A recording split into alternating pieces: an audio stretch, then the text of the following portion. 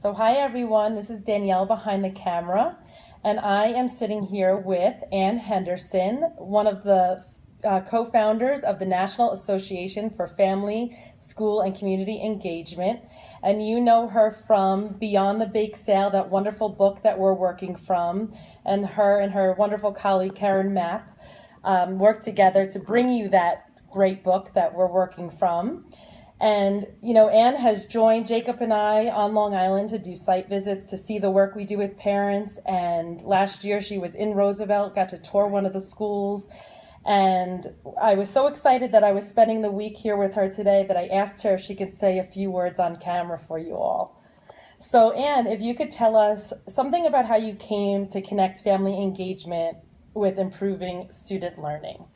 Well, if we go all the way back to 1981, we had a conservative Congress and a conservative president, Ronald Reagan, and they decided that the Title I law was much too long and complicated, and Congress passed a very stripped down version that was almost like a block grant. And all the parent involvement requirements in the law, there were 10 pages of them, were stripped down to a single sentence about an annual meeting for parents. And I was horrified when they did this because it seemed like the worst idea I'd ever heard of, to just cut parents out completely and leave everything to the teachers.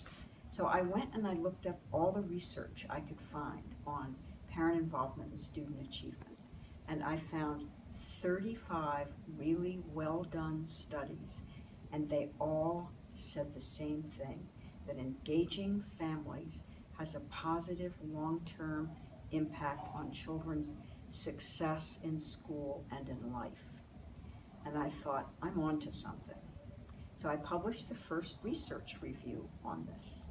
And basically what it's saying is, and I've done 3 more research reviews since then, so it's turned out to be my life's work, is that engaging families has to be a core strategy for improving schools. It's not something you do to the side, or if you happen to have enough money or some extra time, or the garden variety things that schools do year in and year out, like the back to school night and the parent-teacher conferences.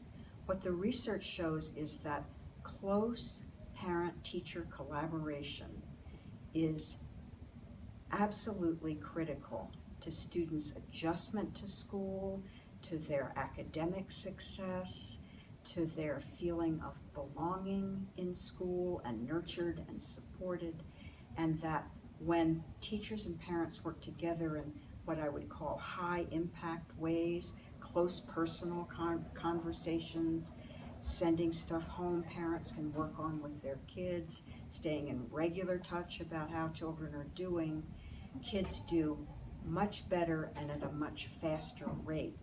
But you know what? It's not just that it helps kids, which of course it does, but it builds teacher morale when they work closely with parents. And teachers tend to stay in the job and like their job better and feel more supported. And for parents, it builds their self-confidence as their parent's first teacher, and as someone who can be really effective in guiding their kid through school and making sure they get what they need to get. Because parents need to come forward not just as helping their kids with homework at home, although that of course helps, but also being partners with teachers and leaders in the school and the community. And when that happens, you get a sort of collective impact, and the schools as a whole get better, and the communities become stronger, better places for families to raise children, places where people are more successful and more happy. So this is my prescription for how we can move Roosevelt and other school districts forward. That's wonderful. Thank you so much for sharing all of that with us. And I wanted to know, it's come up in the group a lot, and we've talked about, on the school end, what do you recommend when teachers or staff are less receptive to family engagement? the best thing to do first is home visits. Relationship building home visits, like the parent-teacher home visit program does.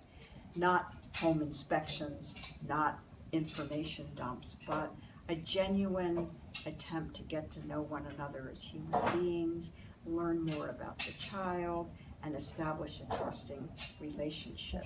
And then that's the soil in which everything else takes root.